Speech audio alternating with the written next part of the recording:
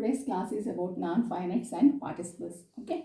In the last class we discussed that main verbs are divided into finites and non-finites. Okay. There we discussed what are finite verbs. That is V1 and V2 are called finite verbs. Now let us see what are non-finites and what are participles. Okay. These non-finites, they are again divided into infinites and participles. Okay. Main verbs divided into finites and non-finites. These non-finites divided into infinites and participles. Okay. First let us see infinites. These infinites, they are once again divided into two infinites and bare infinites. Don't get confused.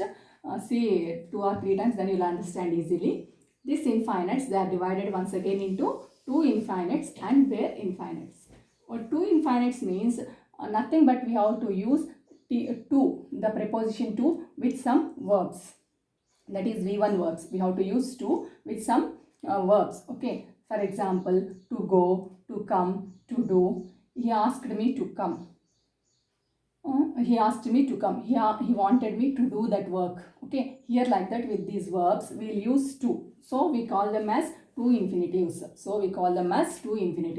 Then what are bare infinitives means in front of some verbs we don't use any to infinitive. Okay, in front of some verbs we don't use the preposition to. Such are called bare infinitives. Okay, let us see what are that verbs. Okay, where we do not use to. Okay, see, let, make, bid, need, dare, hear, see. Let, make, bid, need, dare, hear, see. With these verbs we do not use to. So we call them as bare infinitives. Let us see some examples. Let him come. Let him come. There I did not use any to before the verb come. Okay. Make him ready. Make him ready. There also I did not use any word to. Bid him farewell. Bid him farewell. There also I did not use any preposition to.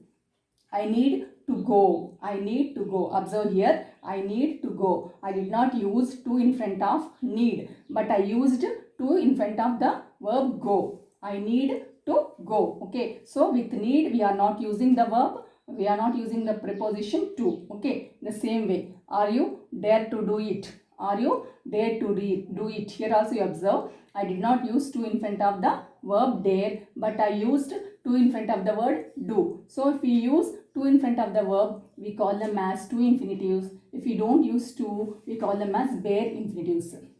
Let him hear. Let him hear. No to there also. See there. See there. There also we did not use to. So we call them as bare infinitives.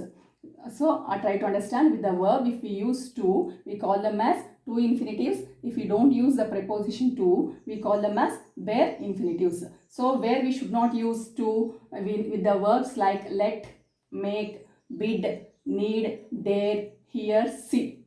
With these verbs we should not use the preposition to. So only we call them as bare infinitives. In the exams they ask these verbs only. They give with the preposition to, and they will ask us whether it is correct or wrong. Okay. So there we have to identify what are bare infinitives, what are two infinitives. Okay.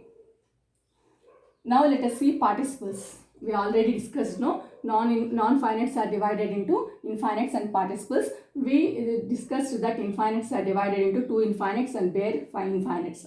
We discussed about the two infinites and bare infinites. Now let us see the participles. Let us see the participles. These participles, they are divided into three once again. These participles, they are divided into three once again. What are they means? Present participle, past participle, perfect participle. Let us see once again. Participles are divided into three. They are present participle, past participle, perfect participle. Okay. Present participle. How these present participles are formed? Okay. By adding ing. By adding ing to the verb, V1 verb. That is present, simple present verb. By adding ing to the simple present verb, we can form the present participles. See here the example.